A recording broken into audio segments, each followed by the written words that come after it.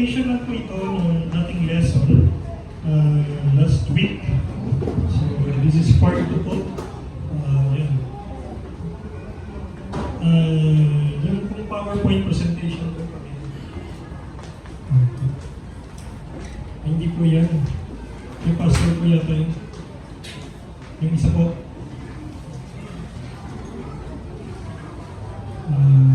Yung isa pong PowerPoint. Hindi po yan. Yung isa pong PowerPoint. Yung PowerPoint po last week, pakiyan po. Bago po tayo, hinahanap pa naman po yung PowerPoint. So tayo po muna tayo, manalangin po tayo. Our great God and Heavenly Father, maraming salamat po sa pag-aaral ng inyong salita. Tuloy-tuloy nga po na gabayan niyo kami sa pag-aaral ng inyong salita. Lord, itago mo po ako sa inyong krus ng Kalbaryo na maya makita lamang nila ang kalwalatian at kadakilaan ng inyong pangalan, Panginoon Diyos. Sa lahat ng ito binabalik namin, may pagpupurit pa salamat sa iyo sa pangalan ng Jesus. Amen at amen. Please be seated. Okay? Tama na po yan. Okay, next slide please. Doon po sa bus relief. Next slide please. Next po. Yan.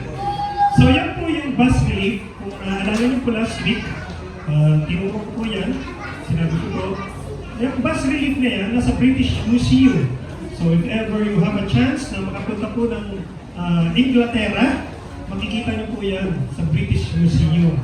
Yan po ay kinuha ng mga British sa Nineveh. So yung throne room ni King Sennacherib, nandun yan sa gilid. So ibig sabihin yan, wala pong mga poster noon, walang tarpaulin, walang mga billboard. So ang mga hari noon, para ipakita yung kanilang military exploits, their military victory, gumagawa sila ng victory stele, yung pong malalaki na mga malalaking bato na granite stone, pinapa-engrave doon yung kanilang mga nagawa. Si King Sennacherib, kakaiba po ang ginawa niya. Ang ginawa niya, yung kanyang throne room, pinalagyan niya na kanyan, na 3-dimensional, ano siya, bas relief, medyo naka-alat yung mga character. Hindi naman 3D, I'm sorry. Naka-alat lang yung mga tao, yung mga itsura. So, ganyan po ang ginawa ni King Sennacherib. Ngayon, pag tinignan po natin yung bas relief na yan, in detail, kung matatanda ninyo, review lang po ito, yung pong bayan ng Lachish, yun po ay town fortress. Naka-detail po kung paano po kinonquer ni King Sennacherib. So, pagka ang Bible po, when it speaks of science, it is dead accurate. When it speaks of geography, it is dead accurate.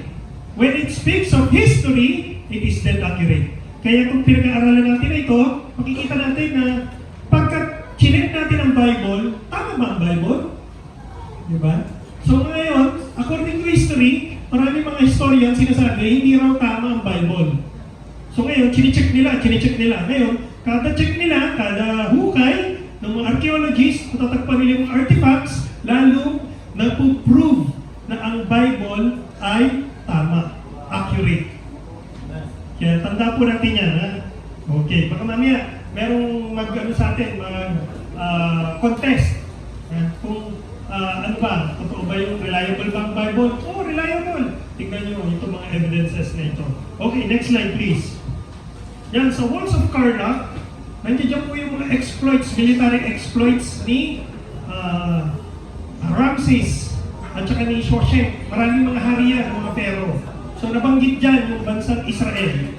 So, kingdom ng Israel, nandiyan dyan. Makikita niyo yan. So, yung kanina, yung bas relief, yan naman, walls of Karnak, ibig sabihin yan, isang complex yan, nasa labas, pero mga ganyan na depiction ng mga laban ng hari. Yan. So next slide please.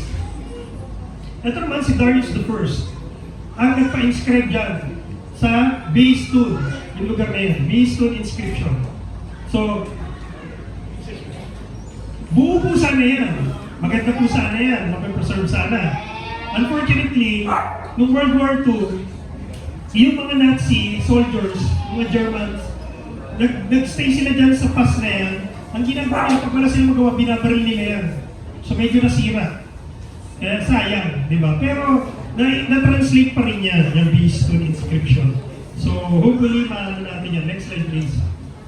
Next slide, please. Yan, nabanggit na natin. Ito yung, next slide, please. Yan, yung mapa. Hindi nyo pala makikita.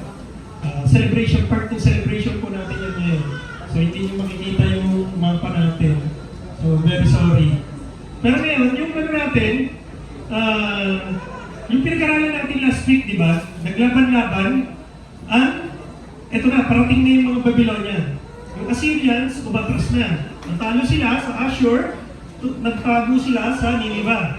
Yun yung bayan nila. Ngayon, pag binasa nyo ang Nahum, yun ang karugtong ng Jonah. Kasi sa Jonah, pinreserve ng Panginoon ang Nineveh. Kasi nga may mga naniwala, may mga nanampalataya.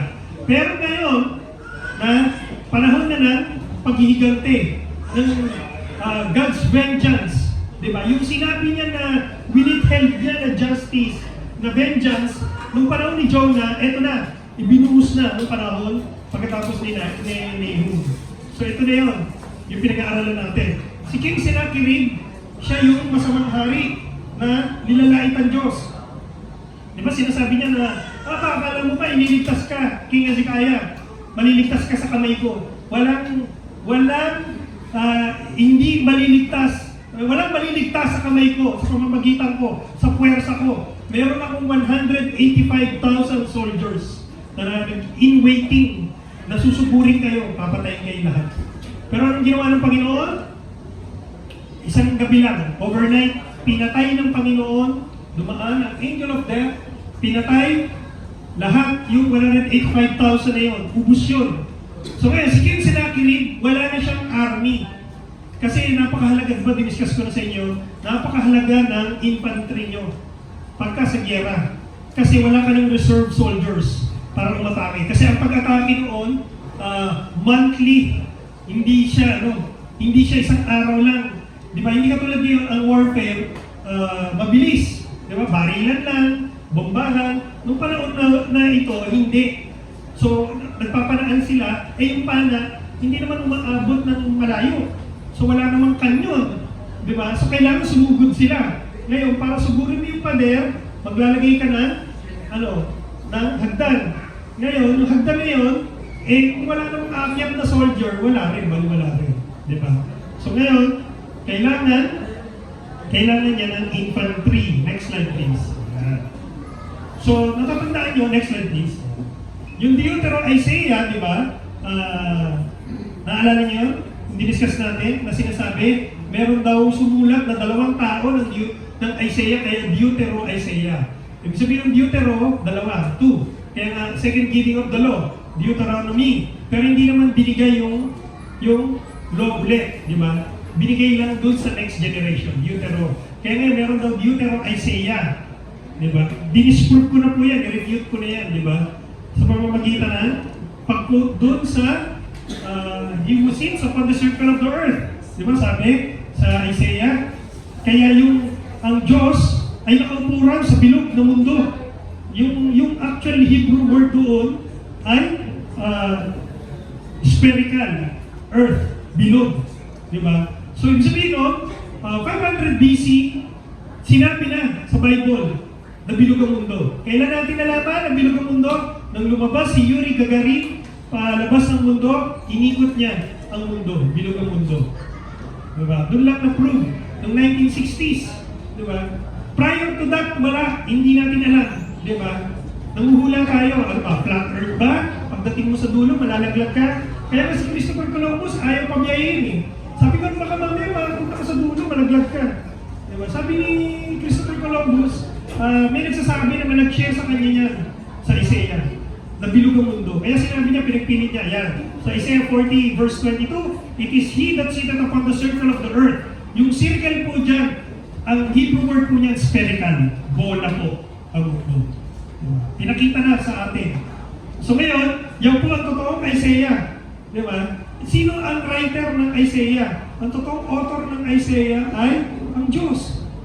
Di ba? Bakit niya nasabi na bilog ang mundo? Diba? Siya yung creator. From eternity past to eternity future, siya po ay existing. Kaya siya ay self-existent God. Diba? Next slide please. Next slide. Balik po tayo sa thank you sa pagpuso. Next slide.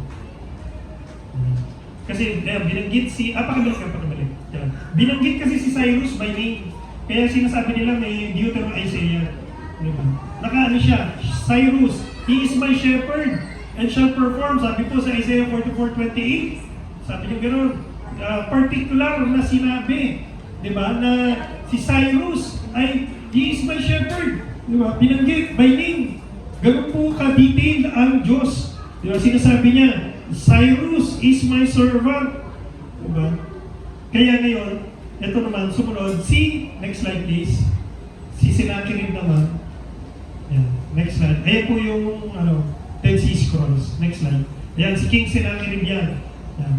Magandang lalaki po siya, hindi po katulad dun sa mga pelikula na ginagawa sila mga monster. Yan po. Next slide please. Ayan. Yan po yung pag-atake niya sa Jerusalem. Yan. Kita nyo, mga depiction. Yan. Ito po yung part ng bas relief. Kung makikita ninyo dito, ito po yung part ng bas relief. Medyo hindi lang makikita. Pero may nakaluhod na tao. Yan. Nakaluhod sila. Sinasamba nila sa paanan ni Sennacherib. Dahil talunan sila. Okay. Next slide please. Ayan yung throne room ni King Sennacherib. Si King Sennacherib yung nag-shoot ng arrow. Si King Sennacherib, next slide please. Ayan. Siya po yung masamang hari, evil counselor. Next slide please. Ayan po, sinabi sa 2 Kings, chapter 19, verses 35 to 37. It came to pass that night that the angel of the Lord went up and smote in the camp of the Assyrians 104 score and 5,000. 185,000 po. Yung angel of the Lord na dumaan. Kaya pinatay sila. So ngayon, si Sennacherib daw, he departed. Next slide please. Ngayon, nung sinasamba niya, yung sinisrok, yung kanyang Panginoon, siya ay pinatay ng kanyang anak na si Sharezer at si Adramelech. Next slide please. Yan. So ngayon, sabi kay Herodotus, next slide, siya po ay secular.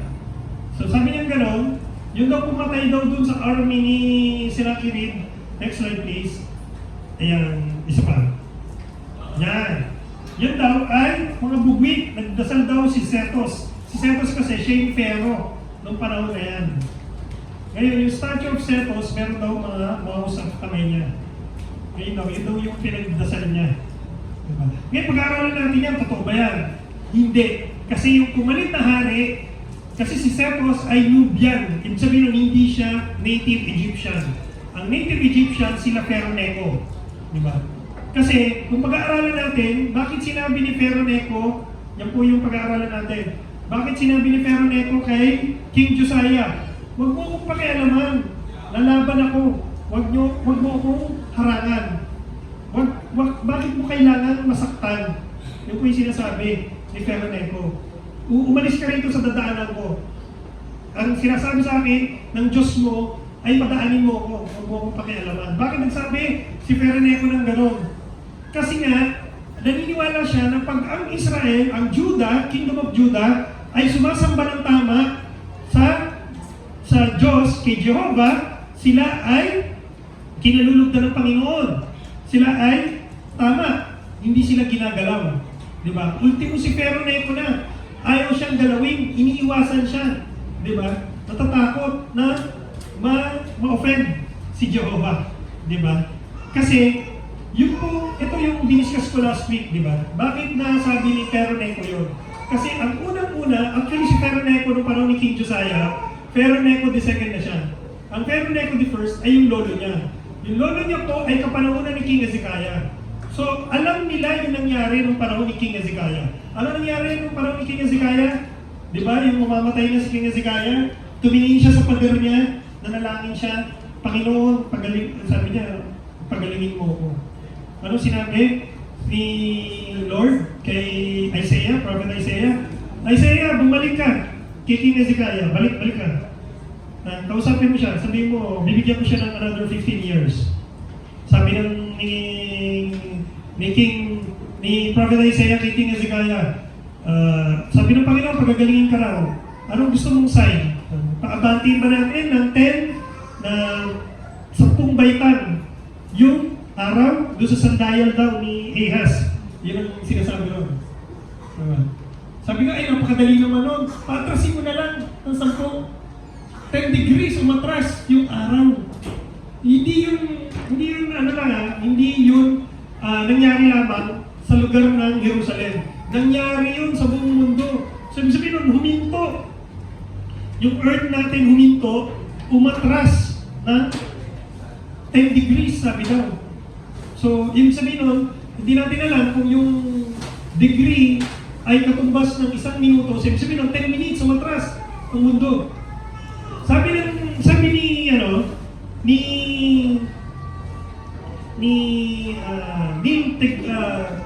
deGrasse. Ano ba yun? Ang pangalan ng scientist yung African-American siya. Astrophysicist siya. Sabi niya yung Earth daw, pag huminto, disaster daw yun. Once huminto yung Earth, magka-crumble daw lahat. Lahat daw, mangyayari yung magkakaroon ng tsunami, gano'n. Magkakaroon ng malaking disaster, catastrophic yung mangyayari. Pero ginawa ng Diyos, pinakita ng Diyos kung gaano siya makapangyarihan. Di ba? Pinahinto niya yung mundo, pinaatras niya pa nang walang nangyaring catastrophe. Di ba? So ngayon, kung yung scientist na magbabasa ng Bible, ay, hindi totoo yan, imposible mangyari yan. Pero tayo, dahil naniniwala tayo na ang Diyos ay makapangyarihan, di ba? Hindi mangyayari yung ganong catastrophe. At hindi na nangyari. Ano nangyari? Humanga ang mga tao. Hindi lang mga Israelite, kundi mga tao sa paligid nila humanga sa Diyos ng Israel. Anong ginawa ni Merodach-Baladan? Si Merodach-Baladan, siya yung hari ng Babylon. Nagpadala siya ng ambassador para bisitahin si Hezekiah. Ano nangyari dito? Bakit nangyari ito? Nagmilagro ang Diyos ng Israel, nagmilagro sa hari ng Israel. Kaya sila pumunta, dumayo. Ngayon, ito si King Josiah at saka si Pharaoh, alam nila yung nangyari ngayon ni King Hezekiah. Tandaan nyo, ang hari, si King Hezekiah, ang anak niya, si King Manasseh. Si King Manasseh, diniscuss natin last week, di ba? Anong ginawa ni King Manasseh? He rejected God, he rejected the message of God, and he rejected the messenger of God. Di ba? Anong ginawa niya kay Prophet Isaiah? Pinahati niya, pinalagari niya. Pagano. Di ba? Kaya sa galit ng Diyos, galit na galit ang Diyos sa kanya, siya ay pinarusahan. Yun ang didiscuss natin kay Esarhaddon. So tandaan ninyo hindi po biro yun nangyari kay King Hezekiah. Makapangyarihan ng Diyos, pinakita niya yan. Kaya si Pharaoh, takot na takot siya. Diba? Ito si King Josiah, he is serving God. Diba? Yun ang difference ng tao na naglilingkod sa Panginoon Diyos. Kaya tayo, kahit nasabihin nyo, i-persecute kayo, katatakutan pa rin kayo. Bakit? Pagka nalaman ng tao na kayo yung serve. Ito may kukwento ako sa inyo. Ito totoong nangyari to. Yung bumabiyahe ko pa uwi, galing ako rito ng church. So ngayon, magbibigay ako ng tracts. Tapos ngayon, medyo syempre, kabado ka, di ba? Ibang tao yun. So nagpe-pray ako, sabi ko, Lord, bigyan mo ko, give me strength. Ngayon, syempre, magpapaalam ako sa driver ng jeep. So lumapit ako sa driver ng jeep. Sabi ko, excuse me, sabi ko, kaibigan, sabi ko, pwede ba ako mag-share ng gospel dito sa mga tao, sa pasahero? Kasi, makakaral ako ng salita ng Diyos. Sabi niya, okay, sige. Tapos, nagbigay ako, nag-share ako ng gospel. Kaya may isang tao na kumausap sa akin. So, galing ako sa isang buwan, lumipat ako doon sa tabi ng driver, tsaka ako doon ng aral. Kaya yung kausap ko, medyo malayo siya sa akin, kinausap niya ako. Nag-share ako, nagtatanong-tanong siya. Nung pag-uwi ko, doon ko nalaman, laslas na yung nalagyan ko ng cellphone. Nang-i-slas pala siya. Mandurukot pala. So ngayon, hindi pala ako nag-share ng gospel, hindi ako lumipat doon sa tabi ng driver, sa likod ng driver, naslasan ako. Buti na lang, yung cellphone ko, dalawa yung holster ko, dalawa yung lalagyan. So yung nalaslasan niya, yung nasa outer, yung nasa inner na doon yung cellphone ko. Kung hindi nakuha yung iPhone ko. Buti na lang. Di ba? Pasalamat sa Panginoon, di ba? Kita niyo yung protection sa akin. Di ba? So, ganun din kayo. Di ba? Magtiwala lang kayo, manampalataya kayo sa Panginoon. Di ba? Puproteksyonan niya kayo, lalo na kung gagawin niyo yung tama at kung ano yung pinagagawa niya para sa inyo. Di ba? Kaya ako, pasasalamat ko na lang sa Panginoon. Eh. Sabi ko, Lord, malaking protection yun eh. Simula na, hindi na ako nag-holster. Kasi sabi ko, delikado pala, nalaslasing na. Yeah. Bago lang yung holster ko, nasira na agad. So, ang ginagawa ko yung bag ko po, ilalagay ko sa pinakamalalim na part yung cellphone ko. Mahirap na, baka mamaya mag-disgrasya. Hindi natin alam yung mga katabi natin.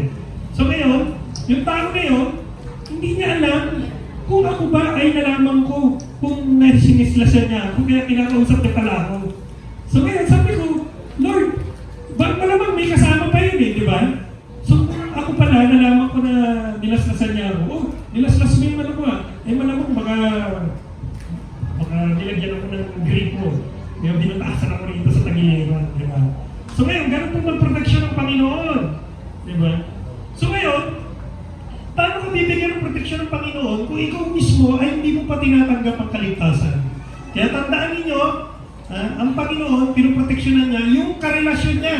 Hindi po tayo nag-establish ng religion dito sa mundo. Hindi po ginawa ng Panginoon sa Kristo na mag-establish ng religion dito sa lupa. Pumarito po ang Panginoon sa Kristo para tayo iugnay sa Diyos Ama. Para tayo magkaroon ng relasyon. Yun po ang ibinigay sa atin ng Panginoon Diyos. Hindi siya bumaba rito, hindi po nakakapagligtas ang reliyon. Hindi po nakakapagligtas ang pag-aaral. Kung ikaw man nakatapos, kung ikaw man ang pinakamatalinong tao sa mundo, kahit na kasing talino ka pa ni Albert Einstein, kahit kasing talino ka pa ni Pierre Curie, or ni Anton van Leeuwenhoek, or ni Sir Isaac Newton. Si Sir Isaac Newton, siya yung meron pinakamataas na IQ. Kahit na ganun ka pa katalino, hindi ka maliligtas. Tandaan po ninyo. Kahit na ikaw na yung gumawa ng pinakamagandang kabutihan sa balat ng lupa, na ipagkaloob mo ang buhay mo para sa kapwa mo, ganun po ang ginawa ni Mother Teresa. Diba? Nabuhay siya para sa tao. Diba? Naglingkod siya. Papakain siya ng mga mahihirap. Kahit na gano'n ang buhay mo, hindi ka pa rin maliligtas. Bakit? Dahil ang nagsasabi sa iyo, ang Diyos mismo, ang sasabihin sa iyo sa puso mo, di ba? Sabi sa Isaiah 64:6, pakinggan. Ang sabi dyan, ang tingin ng Diyos sa ating puso, sa ating righteousness, but we are all as an unclean thing, and all our righteousness are as filthy rags. Yung pong filthy rags dyan, I'm very sorry po sa inyong lahat, yung po ay used napkin. Yung filthy rag po na yan. Ganyang karumi po ang tingin ng Diyos sa ating righteousness. Paano mo yung sasabihin na maliligtas ka? Kahit gumawa ka ng mabuti, hindi ka maliligtas. Tandaan po natin yan. Wala pong pupunta sa langit at maliligtas dahil sa mabuting gawa. Kahit na ikaw na yung pinakamabait na tao sa balat ng lupa. Kahit na sabihin mo paglakad mo sinusuntok-suntok ka ng mga tao, inaapi ka. Baliwala po yun. Kung ikaw ay hindi mo tinanggap ang Panginoon sa Kristo bilang Panginoon na tagapagligtas, hindi ka pupunta sa langit. Tandaan po natin, yan ang gusto ng Panginoon. Kaya nga namatay si Jesus Christ Di ba? Para pagbayaran ang ating mga kasalanan. Yan po ang ginawa ni King Manasseh. Direject niya yung message. Ano yung message from God? Diba? Salvation. Kaya nga si King Hezekiah, di ba? Niligtas na yung tatay niya. Niligtas ng Panginoon sa kasama ka. Sa gera at saka sa sakit. In-extend yung buhay. Bakit? Kasi naligtas siya Si King Manasseh, hindi siya ligtas. Pinalagarin niya pa si Prophet Isaiah, yung messenger. Tayo ba ganun ba tayo? Nire-reject natin? Bakit hindi natin alam sa puso natin, nire-reject na natin yung messenger? Di ba? Nagbawa, nagpe-preach dito. Hindi mo na maintindihan kung anong gagawin mo. Mag-internet ka na lang, mag-ano ka na lang. Huwag ganun. Di ba? Huwag niyong i-reject ang message and the messenger. Tandaan po natin yan. Galing po sa Panginoon Diyos yan. Pagka ginawa ninyo yan, ano sa tingin ninyo? Yung kapahamakan na nakaabang sa'yo, sa tingin mo, i-drive away ba ng Panginoon Diyos yan? Hindi. ipakwento ko sa inyo, nabasa ko to. Merong mag-asawa ng missionary sa Africa. Sabi gano'n ng tribo na galit sa kanila, sabi gano'n, papatayin na namin kayo mamayang gabi, susukurin namin kayo. Susugod namin yung buong warrior tribe namin sa inyo. Papatayin namin kayong mag-asawa. Alam niyo ginawa ng mag-asawa? Eh, gagawin nila. Nasa gitna sila ng Africa, paano sila tatakas? Ang ginawa nila, lumod sila sa Panginoon, nag-pray sila na nag-pray. Hanggang sa nagbumaga. Kinabukasan, walang nangyari, walang sumugod. Kaya ano nangyari? After how many years, nangyari, yung tribo na yun, yung chieftain, yung tribo na yun, na kausap nila, at sinabi nila na gusto namin share sa inyo yung gospel. So, share nila, ngayon, naging okay na sila ng tribe na yun. Ngayon, sabi nila, nakatandaan niyo yung gabi na sinabi niyo na susugod kayo? Sabi nga gano'n. Ay, oo. Pwede ba magtanong, bakit niyo kami sinugod? Eh, takot na takot nga kami noon na papatayin niyo na kami. Alam niyo sinabi ng chieftain? Sabi ko, sumugod na rin kami nung gabi na yun. Eh, ano nangyari? Eh, kasi mayroong mga nagniningning na malalaking tao. Dinescribe nila na 13 feet. Sabi nila, may espada raw. Tapos nakabantay daw doon sa bahay nila. Sabi, susugurin pa namin kayo, may nagbabantay sa inyo. Takot na takot sila. Binantayan sila ng mga angels. It's a wonderful thing na maisip natin yun, na tayo ibabantayan ng mga angels. Na sigurado tayo na we are sa point of danger, tayo ay ililigtas ng Panginoon. Napakasarap nun, di ba? Anong feeling nun? Di ba? Kaya tandaan po natin na huwag natin i-reject ang Diyos. Huwag natin i-reject ang message at lalo-lalo na huwag natin i-reject ang messenger. When God speaks in our hearts, pakinggan po natin. Yun po yung sinasabi sa Hebrews. Diba? Yung Holy Spirit, when He speaks, do not provoke Him to anger. Huwag natin baliwalain. Diba? Ayun ang nangyari. Sabi ko doon sa wilderness, yung 40 years wandering, nireject nila yung message ng Diyos. Anong ginawa sa kanila? Pinatuklaw sila sa ahas. Diba? Nagutom, sila, away-away sila, pinurusahan sila ng Diyos, kinain sila ng lupa, nagrebelde sila sa Diyos. Kita niyo yung judgment ng Diyos sa kanila. Kausap nila ang Diyos ha, nakikita nila yung pillar of fire ha, pillar of cloud sa umaga, pillar of fire sa gabi. Nakikita nila, nararamdaman nila yung presensya ng Diyos, pero nagrebelde sila. Tayo rin, bilang pananampalataya, tandaan natin na huwag natin i-reject katulad ng mga kasalanan. Ito ha, sinulat to sa Bible, magtataka kayo bakit sinulat to sa Bible? Ito ba'y dapat natin paparisan? Hindi. Aral ito sa atin, kaya ito sinulat. Kaya tatandaan po natin. Okay, next slide please. Ayan, yung Sennacherib Prison. Tandaan po ninyo yan, diniscuss po ni Pastor yan. So may mga lines po dyan. Yan po, makikita ninyo yan. Bato yan, pero may mga inscription. Yung mga sulat po yan. So yung mga sulat na yan, may mga lines yan. Yan yung mga pinagmamalaki ni Sennacherib na kinulong niya raw si Isaiah. Si King Hezekiah as a cage bird. Next slide please. Punta na po tayo kay, ayan, sige pa, next slide please. Next slide please. Next slide. Yan, attack on Samaria. Yan. Next slide please. Ayan, last week, diniscuss na natin yan, si King Shalmaneser V. Diba? Ang hari nung panahon na yun, ni King Ahaz, yung kinukwento ni Pastor, na si Ahaz, kasi Ahaz siya, ay si Tiglath-Pileser. Si Tiglath-Pileser, anak niya si Shalmaneser V at saka si Sargon II. Si Shalmaneser V, 5 years siyang nag-rule. So hindi natin alam kung what happened to him. Paano siya namatay, gano'n. O maaaring pinatay siya na sarili niyang kapatid, si Sargon II. Hindi na po yun nabanggit. So ngayon, si Sargon II, yan, next slide please. Ayan. Sabi niya, Tiglath-Pileser, Shalmaneser, Assyria, and Akkad. Next slide please. So, yan yung Babylonian Chronicle. Next slide, please. Next slide. Yan. Yan yung Babylonian Chronicle. Nakuha mo nila yan. So, tinranscribe nila yan, simulat nila. Yan po yung translation sa taas. Yan. The 5th year of Shalmaneser, and 5 years, he ruled Akkad and Assyria. Pumalit sa kanya si Sargon. So, lahat ng personages na yan ay binanggit sa Bible. Katulad ni Tiglath-Pileser, siya rin po si Pul of Assyria. Yeah. Next slide please. Yan. Sa Isaiah 20 verse 1, binanggit si Sargon. Na-discuss ko na rin po yan. Next slide please. Ayan. Ayan yung victory stele ni Sargon II. Ayan, next slide please. Ayan, nabanggit ko na rin po yan last week. Yan po si, ayan, panahon ni Jonah at yung panahon ni Jeroboam II. Hindi na sumugod yung Assyrian Empire. Nung panahon na nila Shalom, Menahem, bumalik si Tiglath-Pileser, Assyrian king. Next slide please. Ayan. Si Shalmaneser, si Sargon, si Sennacherib. Next slide please. Ayan. Ito po yung yan, si Sargon II, anak niya si Sennacherib, anak ni Sennacherib, si Esarhaddon. Yan, next slide please. Yan, yan Nineveh, ganyan po kalayo. Yan, next slide please. Next slide. Discuss ko rin. Next slide. Ayan, yan yung King Hezekiah's wall. Yan. Balikan na lang po natin yung may time pa tayo. Next slide please. Doon tayo sa Esarhaddon's victory stele. Next slide please.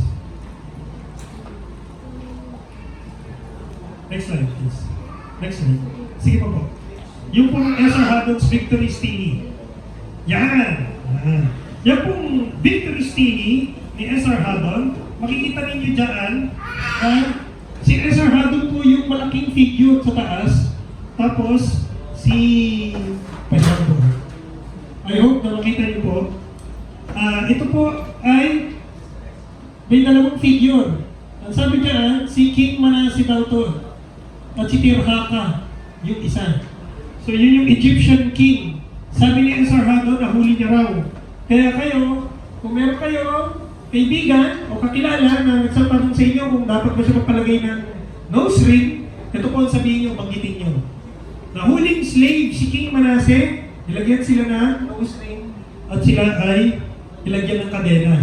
So hindi maliit na nose ring yun, malalaking nose ring yun. Diba? So it's a sign na slavery, captivity. Tandaan niyo yun, hindi maganda pong signal yun na nagpapabutas. Tsaka yung nagpapatato, butas, kung kayo po'y mananampalataya, huwag nyo nang gawin sa katawan niyo. Diba? Masama po yan. Kung mayroon na kayo existing, huwag nyo na pong dagdagan. Okay? Yan po ay nakakasama. Yan po ay hindi kalugod-lugod sa Panginoon. Okay? Yan po ay yan, yung binanggit. Si Tirhaka, ay binanggitin po sa Bible. So, kita-kita ninyo na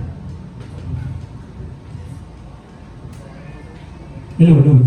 Kita-kita ninyo na accurate pa rin ang mga sinasabi ng personages, sinasabi na mga karakter sa Bible ay pareho lang sa secular history. Di ba? Okay. 10 minutes na lang ba, bro? 10 minutes? Okay. So, ngayon, next slide please. Binanggit lang natin si Esarhaddon. 10 minutes na lang. Sige, keep the show. Sige. Ito yung mga questions to ponder. Next slide please. Pakiharap po yung questions to ponder. Yan, doon tayo pupunta po. 10 minutes na lang po. Yan. Next slide please. Next slide. Next slide. Next slide. Yan! Balik po. Yan. Why did Pharaoh Necho intend to help the Assyrian Empire considering Egypt and Assyria were known enemies?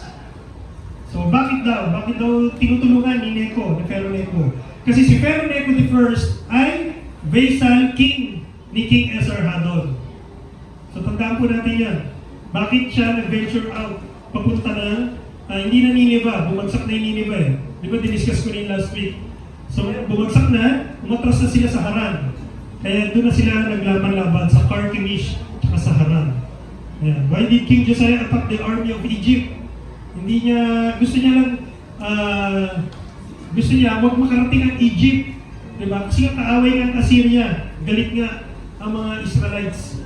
Diba? Ang mga taga-Juda at mga Israel, galit sa mga Assyrian. Gusto nilang madurog na. Why did Pharaoh Necho dissuade King Josiah from attacking him? Sinagot ko na po yan, di ba kanina? Di ba? Nakakagulat. Bakit binanggit ni Pharaoh Necho na, yung sabi ng Diyos mo sa akin, di ba? Bakit na binabanggit yung pangalan ng Diyos? Di ba? Against King Josiah, di ba? Kasi nga, nalaman nila yung nangyari kay King Hezekiah. How many times did King Nebuchadnezzar conquer Jerusalem? Kasi ito pong pag-aaral na ito, napakahalaga po nito. Bakit? Kasi pag pinag-aralan niyo po itong mga history na to, kasi maraming katanungan eh. Bakit kumuha ng mga katulad ni Daniel, ng mga anak ng mga noble people, at ginawang courtier. Napakataas na posisyon mo. Hindi basta-basta na pupunta ka sa ibang bansa at ikaw ay, pupunta ka ngayon ng Inglaterra. Pupunin ka ba na kahit tagatugtog man lang doon sa trono ni King Charles? Diba? Hindi. Imposible mangyari yun. Ngayon, ako naisip ko to eh. Nagtanong ako, ano naman kinwestiyon ng Bible? Napaisip lang ako, sabi ko, paano nangyari yun? Diba? Pero pag pinag-aralan nyo ang history, lumalabas na yung throne na yun ng New Babylonian Empire na in-establish ng tatay ni King Nebuchadnezzar na si Nabopolassar, sila ay wala, empty yung throne room. Walang courtier. Kaya pala si Daniel kinuha. Diba? Yung mga friends niya kinuha. Diba? So ngayon, ayan, why did the Babylonians offer Daniel and his friends court positions? Ayan. Why did King Nebuchadnezzar high and mighty boast about building Babylon? Kaya nga bakit nagyayabang si King Nebuchadnezzar? Sinasabi niya, hindi ba ito yung ginawa ko, yung great city, itong Babylon? Kasi nga galing nga sa pagkasira. Pinasira ni Sennacherib yung Babylon na nagrebelde. Ngayon pinarebuild ni Esarhaddon, pero walls lang, hindi na na-rebuild yung mga buildings. So si King Nebuchadnezzar ang nagpagawa ulit. Next slide please. Yes. Sabi sa history, ang huling-huling hari daw ay si Nabonidus. Non-existent daw si Belshazzar. Ngayon, nagtataka ako, bakit si Belshazzar ang in-offer niya ay third highest position kay Daniel? Bakit niya in-offer na, sige Daniel, ikaw ang kanang kamay ko. Kasi nga, ang sabi kay Herodotus, yung librong dalang-dala ko last week, ang huling-huling hari daw ay mag-ama. Ang pangalan ay Labinetos. Magkapangalan sila. So siguro, yung Labinetos, kasi nga hindi nila mabanggit yung Nabonidus, diba, nabanggit lang ng mga Greeks, Labinetos. Pero mag-ama, yun po yung sinabi. Tama naman, di ba? Sa Bible, sino ang hari ng panahon na yun? Si Belshazzar na. Ngayon, nakuha yung Nabonidus cylinder. Nandun yung pangalan ng anak niya. Yan tumay, sabi niya, tumay, great son, may God protect him. Anong pangalan ng anak niya? Belshazzar. Kaya ngayon, nung panahon na bago nang tagpuan yung Nabonidus cylinder, at sabi gano'n, wala raw nag-existent si Belshazzar. Sabi gano'n, myth lang daw ang Bible. Biglang nakita nila nakita yung pangalan, yan yung mga istorya na lumalapit sa Bible. Diba? That is proved. So every day na may natatagpuan ng mga artifacts na di-disprove yung belief ng mga Bible skeptics. Tandaan po natin yan. Ganyan po kaganda ang mga natatagpuan natin. Why did King Belshazzar offer Daniel the third highest position? Sinagot ko na po. Why can't Darius the Mede after his first royal, medyo malayo na po ito, Artaxerxes, unbending in that Nehemiah. Next slide please. Bago ko po tapusin ito, baka may katanungan po kayo. May gusto po kayong tanong. Si Brother James, alam ko, ito ka ba bro? Alam ko, gusto mo magtanong. Okay. So ngayon, ituloy na po natin. Ayan. Ayan po yung Sennacherib, ayan pangalan niya. Si Esarhaddon, si Ashurbanipal. Ayan na po. Nasa scene na si Nabopolassar. I hope sana makita ninyo. Nandiyan po yan sa bandang kanan. Yan po. Yung sa gitna, ayan dyan si Necho, si Sanctic, si Necho II. Ayan po. Destruction of Nineveh. Ayan. Sila Asur Ubali. Marami pa po akong gustong i-discuss sa inyo. Yan, syempre, hindi na po natin kakayanin. Next slide please. Ayan, yung Fall of Nineveh, clay tablet po yan. Binanggit po dyan, yung nakuha po yan. So binanggit dyan kung paano tinalo ni Nabopolassar ang mga Assyrian, ABC-3 ang tawag dyan sa ano na yan, clay tablet na yan. Next slide please. Ayan, sabi nga, the 14th year, the king of Akkad, Nabopolassar yun, mustered his army and marched to Assyria. Yung po yung translation niya na, the king of the Medes marched towards the king of Akkad, and they met one another at, uncertain na yung word, di na mabasa. Ngayon, ang king of the Medes niya ay si Sayaxeres. Yan po. Pinakasal niya, yung anak niya, si Princess Amethea kay Prince Nebuchadnezzar. Si Amethea, siya po yung prinsesa, siya yung queen kung bakit pinagawa ni Nebuchadnezzar yung Hanging Gardens of Babylon. So, yan po, nagkaroon sila ng alliance para labanan yung mga Assyrians.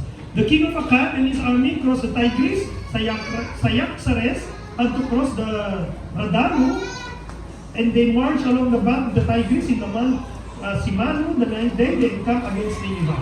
So yan po, nakikita niyan. Next slide please.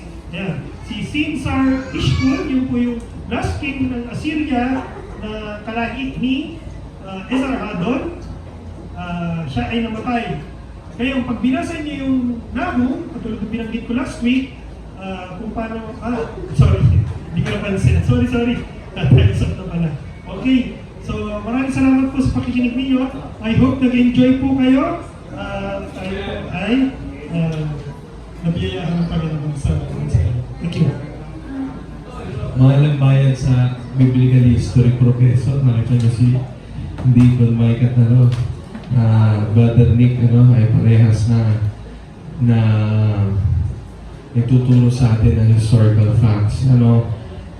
Now, what's the role of history in theology? Sa pag-aaral natin, ba't kailangan ba natin aralin yung mga pangalan ng hari, Tiglat-Pileser, Esarhaddon, Sennacherib?